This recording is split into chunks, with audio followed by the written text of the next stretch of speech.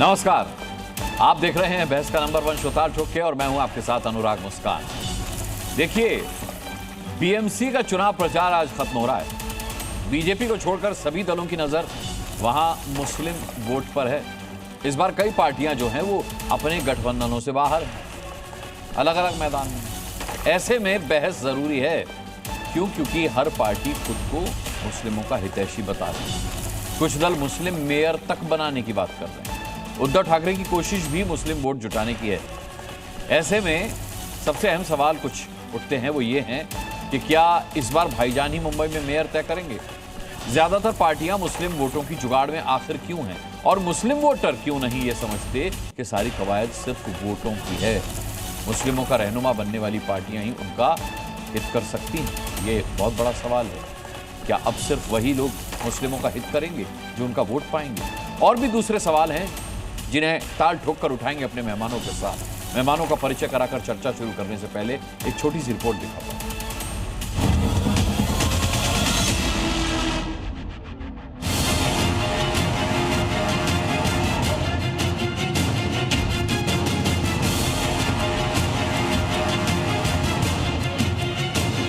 अब्बा का पाकिस्तान नहीं है, कोई बुरका वाली इधर महापौर बनी। भारतीय जनता पार्टी की नीति है कि देश के अंदर हिंदू मुसलमान नफरत फैलाकर इन बड़े मुद्दों को पब्लिक के बीच से नजरअंदाज कर दिया। मेरी 37 एमपी की पार्टी नहीं लड़ाती इलेक्शन, क्योंकि ये पार्टी वोटों का बंटवारा नहीं चाहती।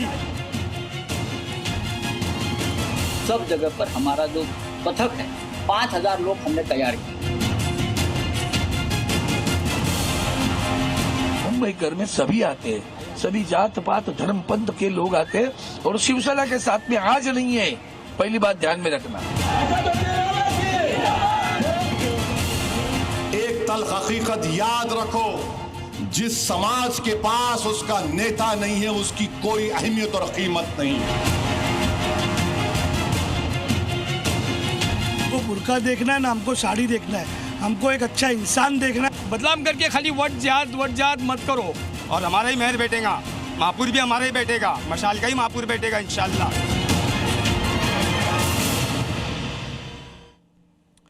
मेहमानों का मैं परिचय करा देता हूं। आज डिबेट में हमारे साथ राधिका खेड़ा भारतीय जनता पार्टी की प्रवक्ता होंगी। अनंत विजय वरिष्ठ पत्रकार आज की डिबेट में हमारे साथ रहेंगे। सुसीबेन शाह हमारे साथ हैं, शिवसेना की प्रवक्ता हैं आप और शिवसेना शिंदे ग्रुप से आप आती हैं। इसके अलावा हमारे पास इंतखाब फारूकी हैं जो कि शिवसेना उद्धव से नेता हैं। हमारे साथ यहाँ समाजवादी पार्टी के प्रवक्ता भुवन जोशी, प्रोफेसर भुवन जोशी मौजूद हैं यहाँ स्टूडियो में मेरे साथ। इसके अलावा प्रणय अजमेरा जो कि नेता हैं एनसीपी से हमारे साथ, शरद ग्रुप से वो हैं।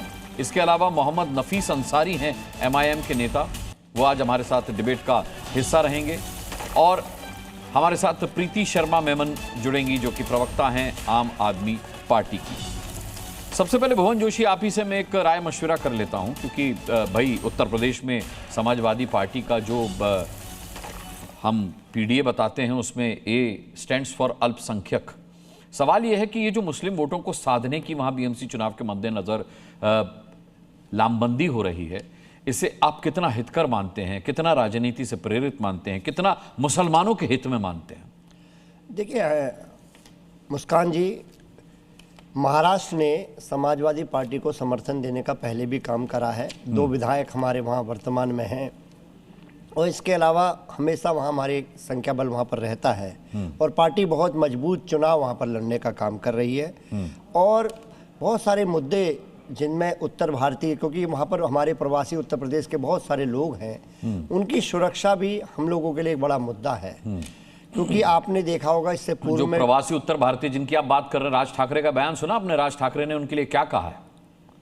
बिहारियों के लिए, उत्तर प्रदेश वालों के लिए लात मार कर बाहर कर दूंगा, ये कहा आपने सुना? हाँ बिल्कुल। मैं अब आप उनकी सुरक्षा की बात तो कर रहे हैं, लेकिन आप राज ठाकरे का बयान भी ध्यान मद्देनजर रखिएगा। मुस्कान जी, इसी महाराष्ट्र ने लात मारी है उनकी पार्टी को, जो इस देश की जो विचारधारा है सेकुलर, उसके खिलाफ जिसने भी काम करने का काम करा है, चाहे वो 400 पार की बात हो, 80 के 80 की बात हो, चाहे राज ठाकरे साहब की बात हो, वो जवाब देती है जनता। इस देश के संविधान का जो सेकुलर शब्द है वो बहुत सारी बातें अपने आप में कंप्लीट कह देता है, तो उनको जवाब मिला है। मैं तो इस तरह की भाषा नहीं प्रयोग करना चाहता, लेकिन अगर उन्होंने कहा है तो किसको जनता ने पैदल करने का काम करा, किसका आज कोई एमएलए नहीं है, कोई नहीं है, ठीक है, आप चुनाव में आते हैं और चले जाते हैं, वो विषय अलग है। लेकिन निश्चित तौर पे वहाँ पर हम लोगों की जो स्थिति है समाजवादियों की, हम लोग वहाँ पर म्युनिसिपल कॉर्पोरेशन बहुत अच्छा रिजल्ट वहाँ पर देने जा रहे हैं और हमारे कार्यकर्ता, नेता, सांसद वहाँ पर लगे हुए हैं। हमें पूरा विश्वास है, एक पॉजिटिव रिजल्ट महाराष्ट्र में समाजवादी पार्टी का आएगा। अच्छा, समाजवादी पार्टी का आएगा, ठीक है। सुसीबेन शाह हमारे साथ शिवसेना शिंदे से। सुसीबेन, आपसे जानना चाहूँगा कि हमने दोनों ही का बयान सुना, राज ठाकरे का और उद्धव ठाकरे का भी। दोनों ने कहा है कि भाई महाराष्ट्र की अस्मिता के लिए हम मतभेद भुलाकर एक भी हैं। सवाल यह है कि उन्होंने भारतीय जनता पार्टी के और एनडीए के हिंदुत्व को नकली हिंदुत्व का नाम दिया है महाराष्ट्र में। क्या बताएं, ये मैं आपको एक बताऊं, ये जो यूनियन हुआ है 20 साल के बाद, हाँ 20 साल पहले उनको क्यों मुंबईकर की याद नहीं आई, क्यों मराठी मानुस की भी याद नहीं आई? 20 साल के बाद जब वो दस्त नस्त नाबूद हो गए, फिर वो मनसे हो जिसका 2% वोट है और उबाटा जिसको हमारी जो शिवसेना है वो हमारे साथ है। वंदनीय हिंदू हृदय सम्राट बाला साहब ठाकरे की लेगेसी हमारे पास है और वो भी अपना अस्तित्व की लड़ाई है, रेलेवेंस जिसको बोलते हैं ना, अस्तित्व की, इसकी लड़ाई। शायद वो लोकसभा में कुछ अच्छा कर गए, विधानसभा में मिल मिला के जुट जाट के 10 सीट मिली और हमें 60 सीट मिली, शिवसेना को 60 मिली, उबाटा को 10 क्यों मिली? जो आप आपको उसको एनालाइज करें तो आप जानेंगे कि एक पर्टिकुलर कम्युनिटी, खास करके मुस्लिम कम्युनिटी ने सिर्फ उबाटा को मत दिया है, इसलिए वो जीते। वो मराठी मानुस का, वो मुंबईकर का, वो नॉर्थ इंडियन का, साउथ इंडियन का, सबका विश्वास खो चुके हैं। मैं समझती हूं हर एक कोई मुंबईकर है जो मुंबई में आया है, वो समझता है मेरी अन्नपूर्णा है, मेरी कर्म भूमि है, वो सारे मुंबईकर है और वो सारे मुंबईकरों के लिए हमारी महायुति सरकार शिवसेना विकास करती है। आप लाड़की बहन की स्कीम देखेंगे, क्योंकि मुस्लिम बहनों की बात होती है, मुस्लिम जनों की बात उठी है, तो मैं बताना चाहूंगी कि पूरे हमारे जो लाड़की बहन लगभग 5 लाख है बंबई में, 20% are from the Muslim community and so many other minority communities। यानी हमारे लिए सब जन, all caste creed community, सारे कौम, सारे भाषीय लोग हमारे साथ है, सारे मुंबईकर हैं, सारे भारतीय हैं। और आज जब 70,000 करोड़ जो हमारी बीएमसी की फंड है उसमें सारों का सहभाग है। लेकिन इतनी बात जरूर है कि हमारा मेयर बैठेगा तो हिंदू बैठेगा, मराठी बैठेगा, भगवा लहरेगा तो महायुति का लहरेगा। अच्छा, इंतखा फारूकी साहब का मैं रुख करता हूं, हमारे साथ शिवसेना उद्धव से हैं। इंतखा फारूकी साहब, ये आपने देखा भगवा हिंदुत्व, इसकी बात सुसीबेन ने की। सवाल ये उठता है कि ये मुस्लिम वोट बैंक साधने का जो तरीका था वो एक बार आजमाया जा चुका है विधानसभा चुनाव में, लेकिन काम नहीं आया शिवसेना उद्धव के लिए। अब सवाल यह है कि फिर एक बार ये कोशिश की जा रही है बीएमसी चुनाव में। जाहिर सी बात है, आपको ये लगा होगा कि अकेले हम काफी नहीं, इसलिए 20 साल के मतभेद भुलाने पड़े भाई से, राज ठाकरे के साथ एक मंच पर आना पड़ा, या फिर वजह कुछ और है? नहीं, देखिए, हम लोग हमेशा से शिवसेना एक बड़ी संख्या में सामान्य स्वर्गीय बाला साहब ठाकरे जी को मानते हैं बहुत पहले से, और उनके साथ काफी मुसलमान काम करते रहे और उन्होंने भी मुसलमानों का काफी काम करके दिया है। उद्धव बाला साहब जी ने हमारा काफी काम करके दिए हैं। मुसलमानों का एक भरोसा जो है वो उद्धव ठाकरे जी के ऊपर है और इसलिए मुसलमान भारी संख्या में जो है मुंबई और महाराष्ट्र में वो उद्धव जी के साथ में है। और देखिए, एक जरा सी अभी हम कुछ दिनों से देख रहे हैं रसमलाई को लेके और कई चीजों को लेकर लोगों का विधानसभा चुनाव लोगों का ध्यान भटकाने के लिए जी सर, लोगों का ध्यान भटकाने के लिए कई चीजें मीडिया में जो आ रही है कि इस तरीके का नफरती बयान, और नफरती बयान तो हम एक रसमलाई बोलने से ये सब लोगों का मन भटकाने के लिए। एक बात बताए, राज ठाकरे ने ये नहीं कहा है उत्तर भारतीयों के लिए, बिहारियों के लिए कि लात मारकर बाहर कर दूंगा? देखिए, अगर हम पर हिंदी, अरे ये क्यों कहा है, मैं ये भी बता देता हूं। उन्होंने कहा कि अगर हम पर हिंदी थोपने की कोशिश की, बात करते हैं तो हम मोबाइल खोले तो उसमें नफरती बयान हमें देखने को मिलता है, टीवी अरे वो खोले तो छोड़िए, उसमें नफरती बयान, अरे वो छोड़िए, मोबाइल और व्हाट्सएप की बात ही नहीं कर रहा मैं। इलेक्शन के बाद दिखाएंगे, यहाँ से निकल जाओ, पाकिस्तान पाकिस्तान, क्या कुछ हम नहीं सुनते। तो नफरती बयान की जहां बात आती है तो वो तो आपको भी पता है कि कितना नफरती बयान सब चलता है। तो ये इलेक्शन के टाइम पर इन चीजों को लाकर इससे कुछ नहीं होने वाला। महाराष्ट्र की और मुंबई की जनता ने मन बना लिया है।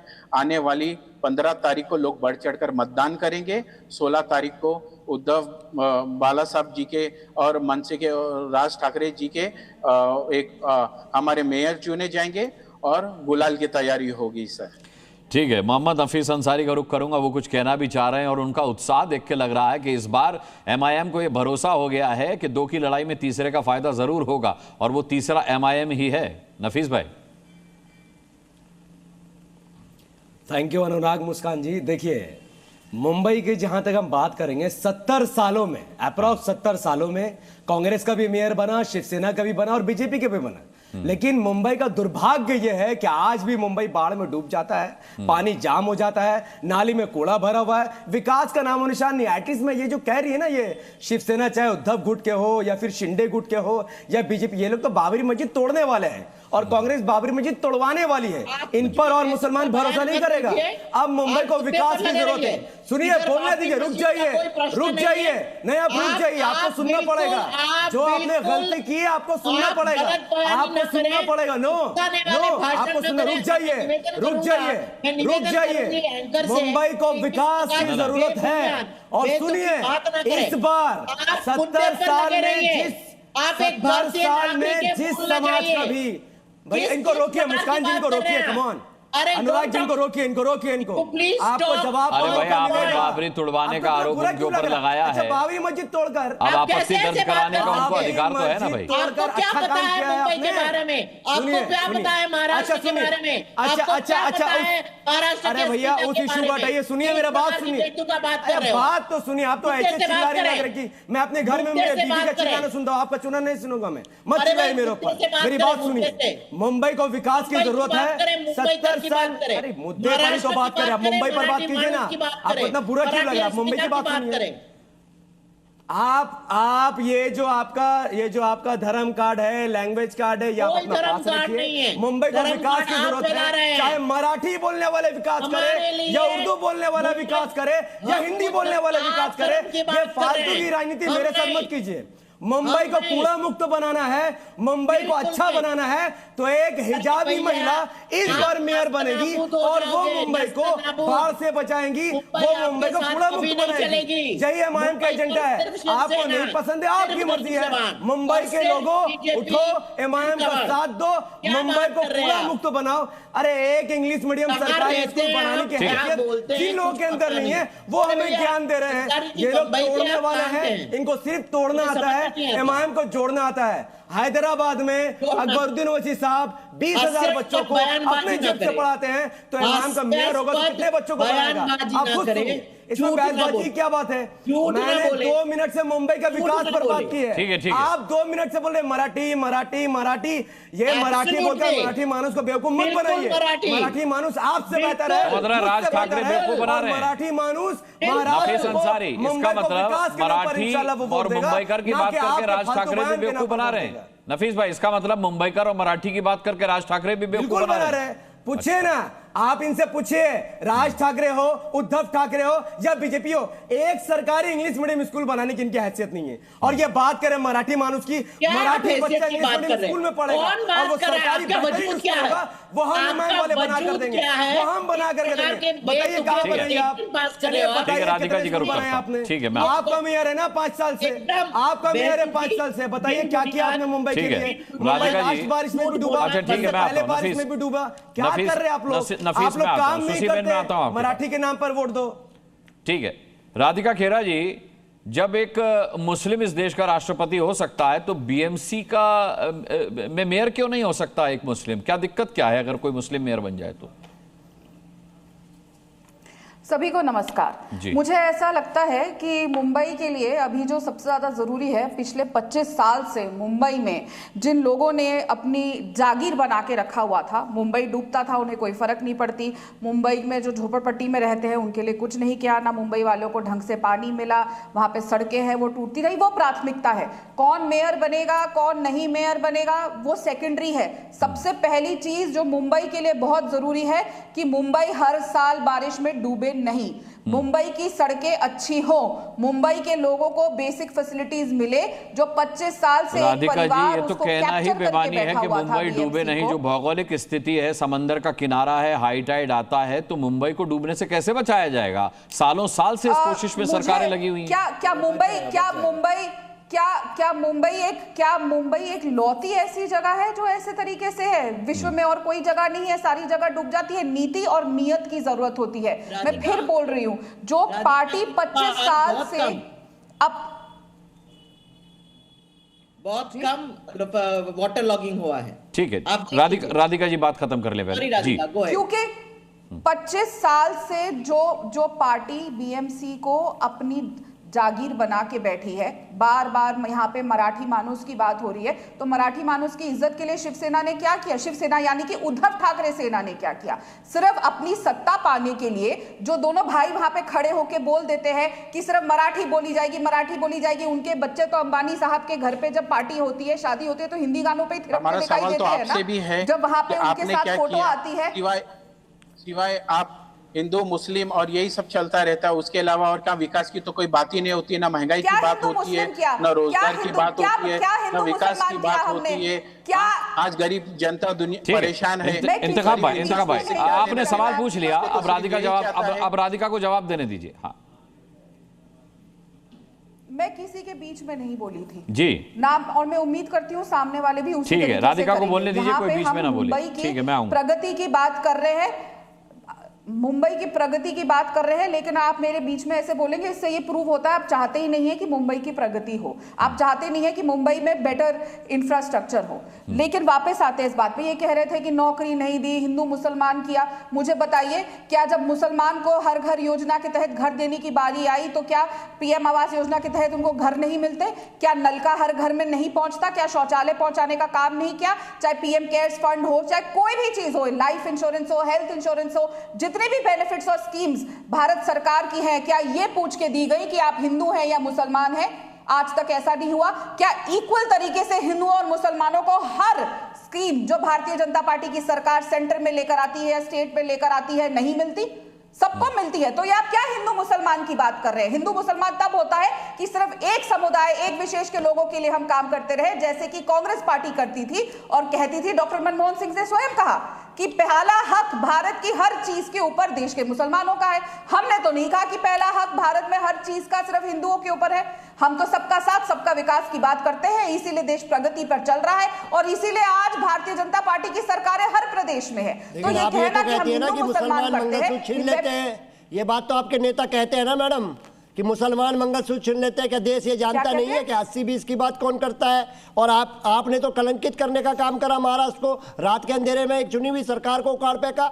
ये लोकतंत्र की जो हत्या करी है, इसका जवाब भी देने जा रहा है।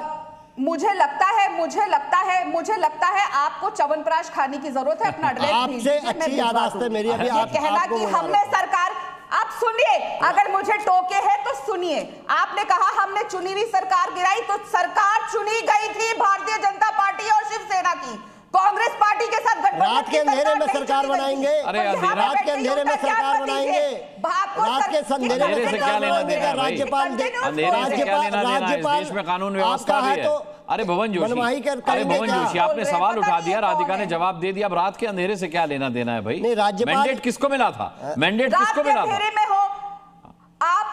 मैंडेट आपको नहीं मिला था कि आप कांग्रेस के साथ सरकार बनाए और एक पप्पू को आपको मैंडेट मिला था कि दूसरी पार्टी को तोड़ के सरकार बनाए? मैं पूछना चाहता हूं, देश पूछ रहा है आपसे, क्या आपको मैंडेट मिला था कि आप देश की दूसरी पार्टियों की सरकार बनाए, पार्टियों को तोड़ के सरकार बनाए, डेमोक्रेसी किसी पे हमला करे, ये अधिकार कौन देता है आपको बताइए आप मुझे। एक महिला से बात कर रहे हैं भुवन जोशी। हम तो बहस कर रहे हैं, हम बहस कर रहे हैं, हमको इनके खिलाफ वैसे नहीं बोल रहे हैं और ऐसी सफाया होता रहेगा। हाँ, तभी तो 80 की बात कर रहे थे, 35 पर है हैसियत, 35 में उत्तर प्रदेश में पीडीए ने जवाब दे दिया आपको ठीक सा। ठीक है, 400 पार की बात हो रही थी, भुवन जोशी अपना रिपोर्ट कार्ड देख लीजिए, भुवन जोशी बड़ी रिपोर्ट कार्ड देख लीजिए, पीडीए ने कैसा जवाब दिया आपको। ठीक है, मैं इस आदमी को कह रही हूँ, मुझे दिखाई नहीं दे रहे, लेकिन अब जब ये समाजवादी पार्टी के प्रवक्ता भुवन जोशी है, प्रोफेसर भुवन जोशी, प्रोफेसर भुवन जोशी शांत रहिए।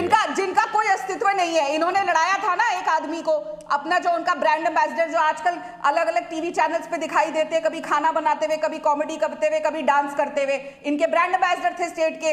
क्या हुआ, उनकी पत्नी ने क्या भाषण दिया था मुसलमानों के लेकर? मैं बताऊं यहाँ पे कौन हिंदू मुसलमान करता है? आप करते हैं, 80-20 की बात आप करते हैं, मुसलमान आपका मंगलसूत्र खेल लेंगे, ये आपके नेता करते हैं, सुबह से शाम तक पाकिस्तान की बात आप लोग करते हैं। अच्छा ठीक है, भुवन जोशी गलत है, भुवन जोशी गलत है, महाराष्ट्र में भुवन जोशी गलत है, तो भारतीय जनता पार्टी गलत है। भुवन जोशी कौन मुस्लिमों को मेयर बनाने की बात कर रहा है? किसी मुस्लिम को मेयर होना चाहिए, ये बात कौन कर रहा है? क्या भारतीय जनता पार्टी कर रही है? आप फालतू की बात ना करें। भुवन जोशी, किस तरीके से महाराष्ट्र विधानसभा चुनाव से पहले मुस्लिम वोट बैंक को साधने के लिए मुहिम चलाई गई थी विपक्षी पार्टियों द्वारा, ये सब जानते हैं। राधिका जी को बात पूरी करने दीजिए, मैं आऊंगा आपकी बारी पर, पूरा मौका दूंगा। अनुराग जी, जिस पार्टी का सांसद देश की संसद में खड़े होकर ये कहता है कि हमारा आखिरी अब ये चीज रह गई है कि हम देश की सरकार के खिलाफ जिहाद करेंगे, वो यहाँ पे आके हम पे ज्ञान ना दे। और ये जो बोल रहे हैं, आपका सांसद क्या कह रहा था? आपका सांसद क्या कह रहा था? मुसलमानों को क्या भाषा का प्रयोग करने का काम कर रहा था आपका सांसद? पूरा देश देखने का काम करा, पूरा देश देखने का आपके सांसद ने मुसलमान को अपमानित करने का काम करा। अनुराग जी ठीक है, मैं नफीस भाई से एक सवाल, नहीं अभी सवाल पूछिएगा नफीस भाई, मैं आऊंगा। अनंत विजय के पास जाऊंगा। अनंत विजय बहुत धैर्य के साथ सबको सुन रहे हैं। अनंत विजय, ये मुस्लिम वोट बैंक साधने की जो रणनीति है, ये रणनीति तक ही सीमित रहे तो अच्छा है। जब ये मुहिम बन जाती है, जब ये सामने आ जाती है, सार्वजनिक हो जाती है, तो इसका कोई लाभ मिला नहीं महाराष्ट्र विधानसभा चुनाव में भी। इसका मतलब है विपक्षी पार्टियों ने कोई सबक सीखा नहीं बीएमसी चुनाव के लिए भी। सही बिल्कुल आपने ये मुहिम बनाते हैं तो मुंह के कहते हैं, दरअसल आप जूम पर हैं और आपके यहां से एको आ रहा है। अनंत विजय, एक बार म्यूट अनम्यूट करें अपने आप को। जी बोलिए।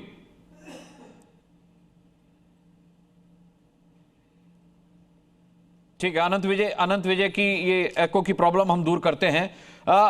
मैं आपसे जानना चाहूंगा अब यहां पर मोहम्मद नफीस अंसारी, क्या आपको नहीं लगता कि अब वोटर समझ गया है कि अगर कोई मुस्लिमों की बात कर रहा है तो सिर्फ वोट बैंक साधने के लिए कर रहा है, वरना इस सरकार में जो नीतियां हिंदुओं के लिए हैं वही मुस्लिमों के लिए हैं। जितना लाभ उन नीतियों का हिंदू उठा रहे हैं उतना ही मुस्लिम उठा रहे हैं। तो अब मुस्लिम तुष्टीकरण की राजनीति जो है वो फेल हो चुकी है। ये बात अब मुस्लिम वोटर समझ चुका है, आपको नहीं लगता? देखिए अनुराग मुस्कान जी, ये सही बात है। जैसे जैसे हमारा देश आगे बढ़ रहा है, लोग समझदार और समझ रहे, कौन उनको बेवकूफ बना रहा है, कौन उनको सही राह दिखा रहा है।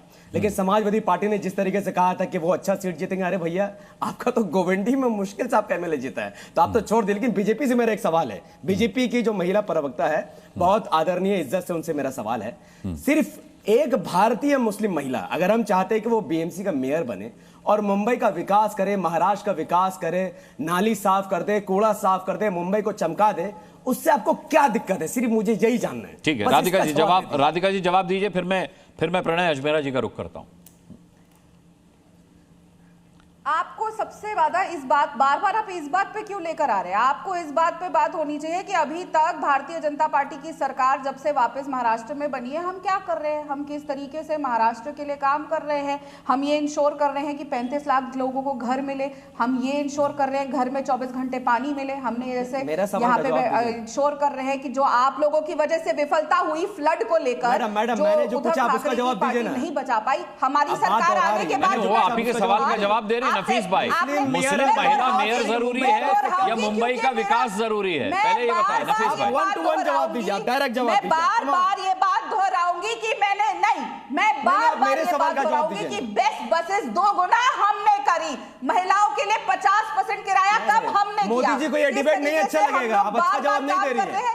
मुस्लिम मेयर अगर महिला बनेगी, मुंबई का विकास करेगी, उससे आपको क्या दिक्कत है? कम ऑन, अरे आप तो जवाब दे रहे हो, अच्छा लगा, आप 1 to 1 बात कीजिए ना। मुस्लिम महिला अगर मेयर बनेगी, ये युवा नेता जो है, आप ये बिल्कुल एकदम जेंजी नेता जो है, कमॉन, मोहम्मद नफीस अंसारी। अगर एक हिंदू भगवाधारी, मैं तो लॉजिकल जवाब दे दो अनुराग जी इस आदमी को, अगर एक हिंदू भगवाधारी महिला वहां की मेयर बनेगी, क्या आपको तकलीफ होगी? उल्टा सवाल नफीस भाई, आप बिल्कुल अपना कैंडिडेट मैं चाहती हूँ, क्यों फिर मुझसे बोल रहे हैं कि जी ऐसा सबको कॉपी, कौन आपको मना कर रहा है? भगवाधारी महिला वहां की मेयर बने। मैं पर्सनली चाहती हूँ कि हिंदू भगवाधारी महिला वहां की मेयर अच्छा बने। अनुराग मुस्कान जी, मुझे एक बात सिर्फ इनका जवाब में मुझे जवाब देना है, एक बात बस, एक बताइए। ठीक है, मैं आता हूँ, मैं सभी के पास आता हूँ। मेरा ये मानना है कि मुंबई को एक भगवाधारी, मैं आता हूँ, सुसी बेन मैं आता हूँ। असल में मैडम एक मिनट, देखिए मुद्दा महाराष्ट्र और मुंबई का विकास का है, एंड आई एग्री, यही तो मैं कह रहा हूँ, महिला बने, जब भगवाधारी महिला बने, विकास होना चाहिए। हमारी पार्टी हिजाब वाली को इसलिए आगे बढ़ा रही है। अनुराग जी, विकास चाहिए, रीजन बता रहा हूँ, कोई भी मेयर, मैं आपको रीजन बता रहा हूँ, अरे मैं आपको जवाब दे रहा हूँ। ठीक है नफीस भाई, अच्छा मैं आपको हिजाब पर ऐसा जवाब दूंगा, आप सब खुश हो जाएंगे। आप एक मिनट, बस एक मिनट, एक भगवाधारी महिला मेयर, सिर्फ एक मिनट मैडम, प्लीज सिर्फ एक मिनट मैडम, एक मिनट बस मैडम, मैडम कोई तकलीफ नहीं, कोई तकलीफ नहीं। अच्छा दोनों ही एक दूसरे के सवाल महाराष्ट्र का विकास, महाराष्ट्र का विकास इमाम के लिए सर्वोपरि है। लेकिन सुनिए, 70 साल में, मैडम मैंने जवाब दे दिया, अनुराग जी इनको समझाइए, मैंने जवाब दे दिया इनको। ठीक है, अच्छा मैडम आपने भी जवाब दे दिया, राधिका ने भी। अच्छा ठीक है, अब रुक जाइए, अनंत विजय की आवाज आ गई है, अनंत विजय का एको दूर हो गया है। अब प्रणय अजमेरा बहुत अच्छा बोलते हैं, मैं उनको भी पर्याप्त समय देना चाहता हूँ। अनंत विजय से जो सवाल मैंने पूछा था उसका जवाब ले लूं, फिर प्रणय अजमेरा, उसके बाद आऊंगा आपके पास। अभी प्रीति शर्मा भी बची है, रुक जाइए अनंत विजय, कोई दिक्कत नहीं है। ठीक, अनंत विजय। मैं ये सुन रहा था, जनाब नफीस अंसारी साहब बड़े कायदे से उन्होंने पहले गलती की, बाद में रफू किया।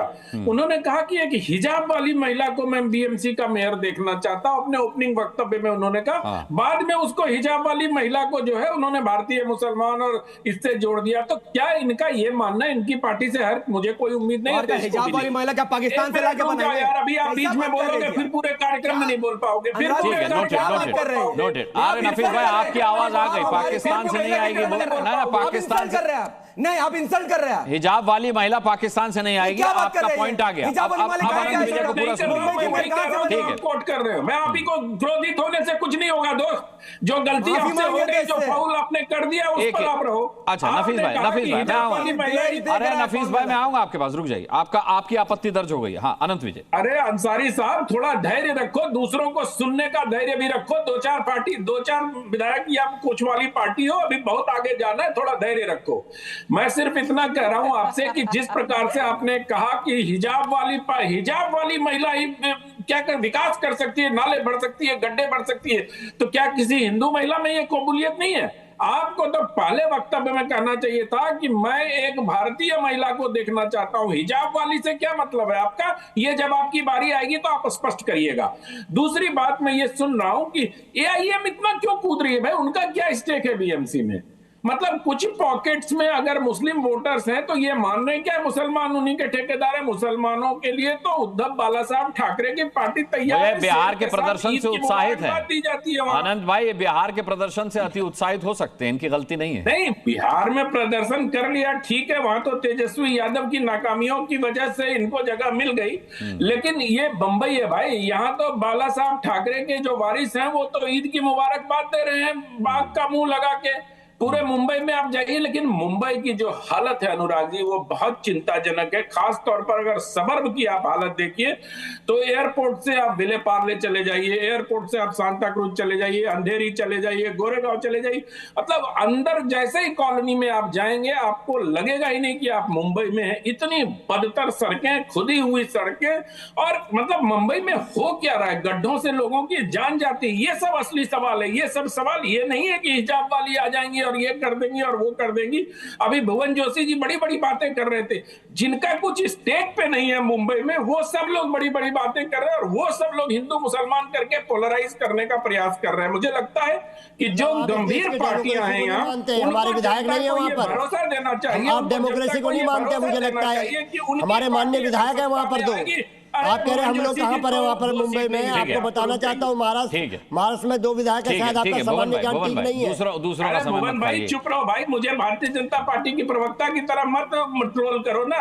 मैं तो आपका सामान्य ज्ञान ठीक करना पड़ेगा कि 2 विधायक है हमारे वर्तमान में। हाँ सर, 2 समाजवादियों की धरती है महाराष्ट्र, समाजवादियों की धरती है महाराष्ट्र। कितने में 2 हैं? कितने में 2 हैं? 2 विधायक है ना। आप क्या आप डेमोक्रेसी को नहीं मानते हैं? वहाँ पर हमारी बात को, हमारी आवाज को उठाने वाले 2 लोग हैं। मत सिखाइए आप लोग डेमोक्रेसी को नहीं मानते हैं, यही तो दिक्कत है।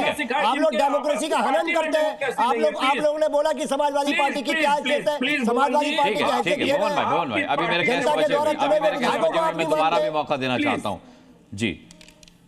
मैं सिर्फ ये कह रहा हूँ कि भुवन जी की पार्टी को डेमोक्रेसी का पार्ट नहीं पढ़ाना चाहिए। ठीक है, चलिए ठीक है। आनंद विजय, मैं आता हूँ आपके पास। प्रणय अजमेरा हमारे साथ है, बहुत अच्छा बोलते हैं भाई, मैं बहुत देर से उन्हें सुनना चाह रहा हूँ। प्रणय अजमेरा कुछ कागज पर लिख के दिखा रहे, बोले बोलने नहीं दोगे तो मैं लिखकर पार्टिसिपेट करूंगा इस डिबेट में। प्रणय मैं ये जानना चाहता हूँ कि क्या आपको लगता है कि वाकई में चाहे वो सत्ता पक्ष हो या विपक्ष हो, उसकी तरफ से बीएमसी चुनाव में वोटों का ध्रुवीकरण करने की राजनीति की जा रही है? धन्यवाद अनुराग भाई, फाइनली आपने मुझे मेरे विचार रखने का और अपनी बात रखने का मौका दिया। इस चर्चा में 3 महिलाएं हैं और 5 पुरुष हैं, प्रीति जी, राधिका जी, सुस्सी बेन जी, और हम 5 पुरुषों की सार्वजनिक या कलेक्टिव रिस्पॉन्सिबिलिटी है कि हम चर्चा के दौरान कुछ इस प्रकार के शब्दों का प्रयोग ना करें या इस प्रकार के हाव भाव का ना करें प्रयोग, जिससे हमारी बहनों के सम्मान को कोई ठेस पहुंचे। निश्चित रूप से उनसे बहस करने का, चर्चा करने का हमारा अधिकार है, पर वो एक सीमित होना चाहिए। अब आता हूं मैं मुद्दे पे। अनुराग भाई, ये बीएमसी का ही चुनाव नहीं है। महाराष्ट्र की 28 से 29 महानगर पालिकाओं में चुनाव हो रहे हैं और करीब 7 से 8 साल बाद हो रहे हैं। 4 वर्षों से चुनाव प्रलंबित थे, कुछ जगहों पर 5 वर्षों से, और फाइनली यह चुनाव होने जा रहे हैं, इसलिए मुद्दों की भरमार। और जब बात मुद्दों की है तो जात क्यों, धर्म क्यों, ये मुद्दे कहां से आए? अनुराग भाई, मैं आपको बताना चाहूंगा कि महाराष्ट्र की धरती पर एक बात बोली जाती है कि ये जो लोकल बॉडी के इलेक्शन होते हैं, ये सफाई, गटर, वाटर, मीटर, सड़क व्यवस्था, शहरी विकास, सुरक्षा, सुशासन, इस मुद्दे पर होने वाले चुनाव हो। इसमें जात का, संसद का, विधानसभा का, लोकसभा का, राज्यसभा का हमारा इतना डोमिनेशन है, हमारी जात के इतने वोट है, इनका कोई महत्व नहीं हो। बात सिर्फ और सिर्फ लोकल जमीन से जुड़े मुद्दों की। दुर्भाग्यवश जब भी चुनाव महाराष्ट्र की धरती पर होते हैं, फिर वह ग्राम पंचायत के हो, लोकसभा के हो, विधानसभा के हो, उन चुनावों में ना चाहते हुए भी इस जात की या धर्म की राजनीति अपना एक रास्ता बना लेती है, जो निश्चित रूप से दुर्भाग्यवश है। मेरा मानना है कि यह हम सभी पार्टियों की नैतिक जिम्मेदारी है कि यह चुनाव सिर्फ और सिर्फ विकास के मुद्दे पर हो। हम एक दूसरों को निश्चित रूप से प्रश्न करें, एक दूसरों के ऊपर टीका करें, पर किसी भी स्वरूप से अगर यह चुनाव धर्म की दिशा पे जा रहा है, जातीय दिशा पे जा रहा है, तो यह लोकतंत्र के लिए सही नहीं है। अब बात आता हूं कौन मेयर बनेगा। भैया, जो भी मेयर बनेगा वो कोई भी पार्टी का हो, वो कोई भी जात का हो, या वो कोई भी धर्म का हो, और सबसे बड़ी बात, वो मेयर तभी बन सकेगा जब वो भारतीय हो। यह बात हमें दरकिनार नहीं करनी चाहिए। हो भी दरकिनार ना भी करें तब भी कोई गैर भारतीय नहीं बन सकता मेयर। मुद्दा यही हो जा रहा है ना अनुराग भाई, आप तो इतने वरिष्ठ पत्रकार हैं, आप ये बात जानते हैं कि यार जो भी मेयर बनेगा वो निश्चित रूप से भारतीय है, ये उसकी सबसे बड़ी पहचान है। लेकिन नफीस अंसारी की तो जिद है कि वो हिजाब वाली मुस्लिम महिला को ही मेयर देखना चाहते हैं, हालांकि वो रफू कर चुके अपने इस बयान। देखिए अनुराग भाई, मैं लोकतंत्र को मानने वाला कार्यकर्ता हूँ, और लोकतंत्र में हर किसी को अपने विचार रखने का नैतिक अधिकार है। ये भाई साहब की इच्छा होगी कि कोई हिजाबदारी महिला अगर मेयर बनती है तो मैं उनको शुभकामना देना चाहता हूँ। लोकतांत्रिक मार्ग से जो भी मेयर बने उसका स्वागत है, उसका अभिनंदन है, उसका सत्कार। और लोकतांत्रिक तरीके से जो सरकारें बदली जा रही है, साथ आ गए हैं, उस पर कुछ बोले ना, बड़ी आदर्शवादी बातें कर रहे हैं देश में। देखिए भाई, मैं आपके बीच में नहीं बोल रहा, अनुराग भाई, मैं इतने नहीं, वो एक सवाल पूछ रहे हैं, ठीक है, ये देखिए बहस में सवाल उठाने का हक सभी को है। हाँ, बहस में इंटरप्शन करने का। वो कह रहे हैं कि जो दोनों भाई साथ आ गए, उद्धव ठाकरे, राज ठाकरे, उस पर भी एक टिप्पणी कर दीजिए। और भाई बहन भी साथ आ गए हैं। स्वागत है। अगर किसी का घर में कोई दिक्कत होती है, घर टूटा है, तो सभी को दर्द होता है। पर जब दो भाई साथ आ जाते हैं या भाई बहन साथ आ जाते हैं तो हर किसी को खुशी होती है। मैं तो भाजपा के नेताओं का भी अभिनंदन करना चाहूंगा, अनुमोदन करना चाहूंगा कि उन्होंने भी राज जी और उद्धव जी के एक आने का स्वागत किया। मेरी बड़ी बहन राधिका जी यहाँ बैठी है, वो इस बात से निश्चित रूप से इत्तेफाक रखेंगी। तो अगर कोई भाई या बहन या दो नेता एक साथ आकर चुनाव एक साथ लड़ना चाहते तो इसमें दिक्कत वाली बात क्या है? यहाँ तो एकदम नॉर्थ पोल साउथ पोल वाली विरोधी विचारधारा वाली पार्टियां भी एक साथ आकर चुनाव लड़ती है, अलायंस बना लेती है, post poll alliance, pre poll alliance. तो जब प्री पोल अलायंस दो भाइयों की पार्टी में या भाई बहन में हो रहा है या कोई दो राजनीतिक संगठन में हो रहा है तो इसका तो स्वागत होना चाहिए, इसका अभिनंदन होना चाहिए। ठीक है, मैं तो आपके सवाल पर आपके केंद्र में 7 साल में शामिल होगी क्या? देखिए, आप इतने वरिष्ठ पत्रकार हैं, आप तो बड़े बड़े हमारे नेताओं को जानते हैं। अनुराग भाई, क्या आप डिसाइड कर सकते हैं कि आपके चैनल पे कौन सी एडवर्टाइजमेंट आएंगी, कौन सी एडवर्टाइजमेंट नहीं आएंगी? हाँ, तय कर सकते, मार्केटिंग वाले तय करते हैं सर। ये हर तरह की एडवर्टाइजमेंट नहीं दिखाई जा सकती, नहीं, ये तय किया जाता है, पैरामीटर होता है। कौन सा नेता आएगा उसके लिए अधिकारी है या उनके लिए एक लोग है? हमारे पार्टी में पॉलिटिकल ऑर्गेनाइजेशन है जो बड़े प्रणय जी, मैं आपका बहुत सम्मान करता हूं। मैं इतना जानना चाहता हूं कि ये जो संकेत पुणे और चिंचवाड़ में मिल रहे हैं दोनों भाई बहनों के साथ आने का, क्या वो एनडीए का रास्ता खुलता है, ऐसा आपको लगता है? देखिए विजय भाई, आपने फिर वही बात कर ली। एनडीए का रास्ता खुलता है नहीं खुलता है, यह प्रश्न बहुत अच्छा है, पर मैं इसके लिए उत्तर देने के लिए उपयुक्त नहीं। जिसका उत्तर बड़े नेताओं के पास। प्रीति शर्मा मेनन का रुख करता हूं। मुझे लगता है आपको प्रीति जी, मैं आता हूं नफीस भाई, अभी हमारी एक गेस्ट बची, उनको भी सुन लीजिए। प्रीति शर्मा मेनन, देखिए स्टेक की बात हो रही थी तो स्टेक तो आपका भी बहुत वहां पर कुछ है नहीं, लेकिन फिर भी मैं आपसे जरूर जानना चाहूंगा कि क्या आपको भी लगता है कि इस बार बीएमसी चुनाव में मुस्लिम वोटर्स की जो है भूमिका निर्णायक हो सकती है? मुझे इस बात का बहुत दुख है कि बीएमसी चुनाव हो रहे हैं, हमारी 28 कॉरपोरेशंस के चुनाव हो रहे हैं और हम भाषा की, धर्म की राजनीति कर रहे हैं। मुंबई में 60 से 65% जनता झोपड़ों में रहती है। इन झोपड़ों में कोई सुविधाएं नहीं है। यहाँ पे जो भी पैनल पे बैठे हैं, शिंदे सेना से, बीजेपी से, उबाटा से, ये सब सत्ता में रहे हैं।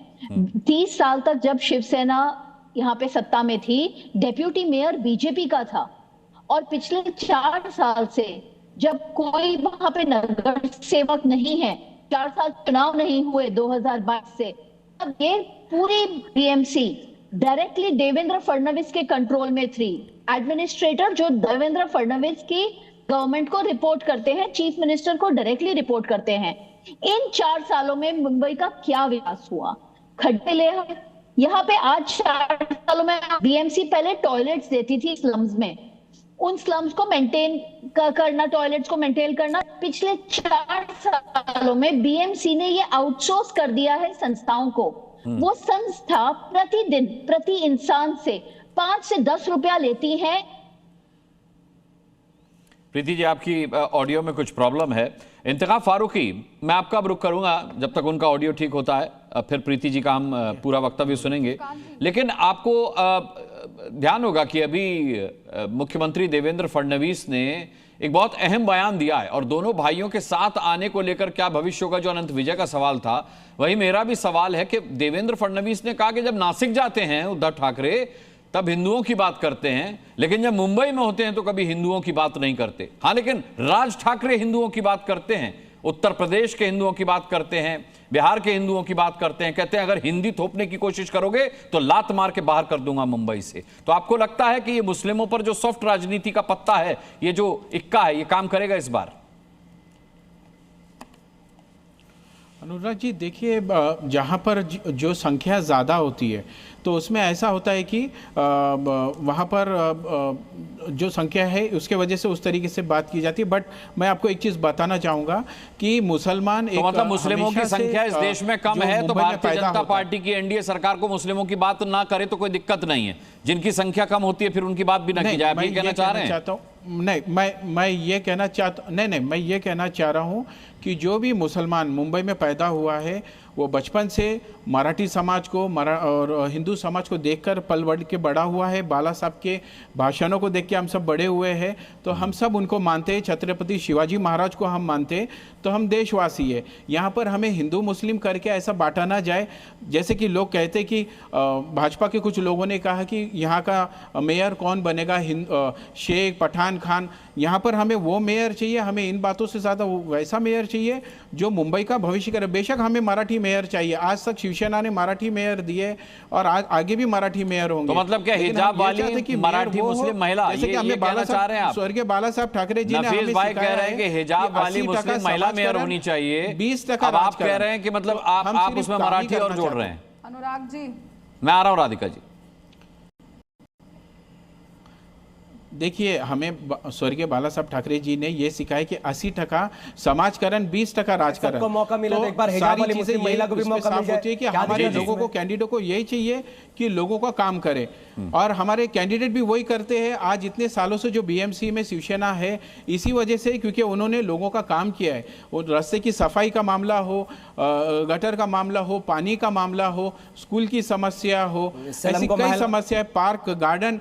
आज यूथ जो है जिस वजह से नशे की तरफ बढ़ रहे, इंतखाब भाई आप दोहरा रहे हैं अपनी बातों को। प्रीति जी आ गई है, प्रीति जी अपनी बात पूरी कीजिए, फिर मैं राधिका जी मैं ये कह रही थी कि नफीस भाई का जी, पिछले 4 सालों में जब यहाँ पे नगर सेवक नहीं है, उन 4 सालों में बीएमसी ने टॉयलेट्स मेंटेन करने का काम दिया है एनजीओस को, और वो प्रतिदिन 5 रुपया या 10 रुपया लेते हैं नागरिकों से, स्लम ड्वेलर्स से। अगर एक परिवार में 4-5 जन हो तो उनका 1500 से 3000 रुपया खर्चा होता है टॉयलेट इस्तेमाल करने का। बीएमसी की जो बेसिक ड्यूटीज हैं, सुप्रीम कोर्ट ने, हाई कोर्ट में भी बात जा चुकी है कि हर जन को पानी देना चाहिए। आज भी मुंबई में 20 लाख घरों में पानी नहीं जाता, पीने का पानी नहीं जाता।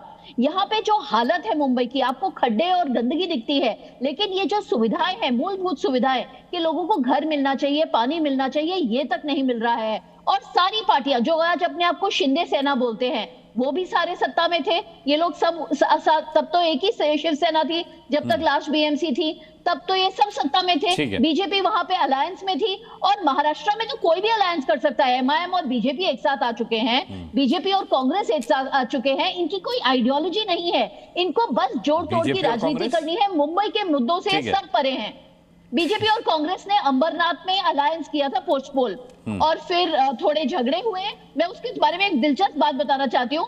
थोड़े झगड़े हुए तो कांग्रेस के सारे वो कॉर्पोरेटर्स चले गए बीजेपी में, फिर शिंदे सेना ने कोई और जोड़ तोड़ की और वो पावर में आए। आज सुबह का वीडियो है, शिंदे सेना और बीजेपी के कार्यकर्ता अंबरनाथ में रास्ते पे हाथापाई कर रहे हैं। ठीक है, ये है इनके अलायंसेस, ठीक है राधिका, ये है इनकी जनता की तरफ निष्ठा। ठीक है, ठीक है। मैं सुशी बेन आता हूँ। हाँ, राधिका जी, यहाँ पे दो चीजें क्लियर कर दूं। आम आदमी पार्टी की प्रवक्ता जो इंडी ठगबंधन का हिस्सा रहे हैं, अगर उनको इतनी तकलीफें दिख रही थी कि बीएमसी अपना काम नहीं कर रही थी, तो उनको उन लोगों के साथ जिनके पास 25 साल बीएमसी थी, उनके साथ ठगबंधन में नहीं जाना चाहिए था। बहरहाल, क्योंकि जब से चुनाव नहीं हुए हैं and BMC is being controlled by the chief minister's office, तो मैं बता देती हूँ कि तब से क्या चेंजेस आए हैं मुंबई में। एयर पोल्यूशन को लेके AQI लेवल कम हुआ है, जिसके लिए हमने 17,000 करोड़ रुपए का बजट किया है फॉर बेटर इंप्रूवमेंट।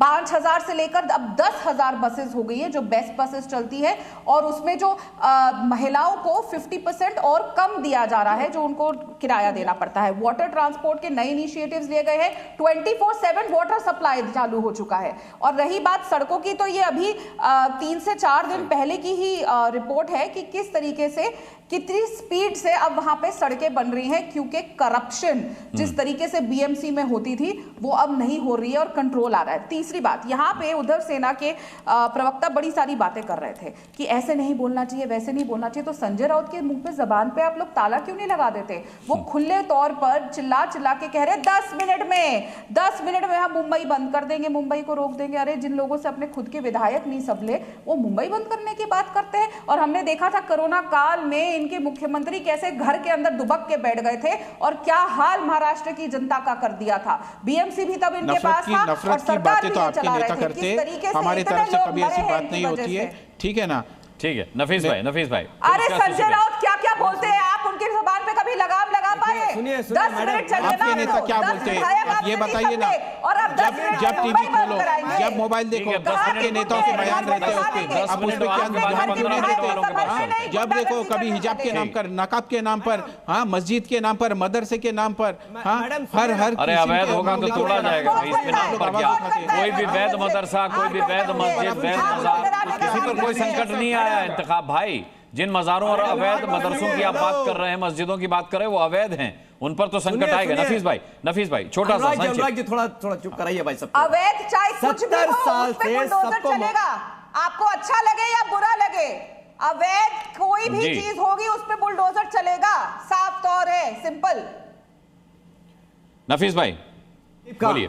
70 सालों में बीजेपी और शिवसेना ने इस मेयर पर कब्जा किया, कांग्रेस का भी मेयर बना, लेकिन आज भी सिलम है वहां पर, सिलम खत्म नहीं हुआ है। मैं कहता हूं कि हिजाबी महिला को आप वहां का मेयर बनाओ, वो उस सिलम को खत्म कर देंगी। और मैं भारतीय मुस्लिम महिला ही बहुत थी, या देश बड़ा हिजाबी महिला ही क्यों? नफीस भाई हिजाबी महिला ही क्यों? मैं कहता हूं देश बड़ा है, बीजेपी तो बड़ा नहीं है।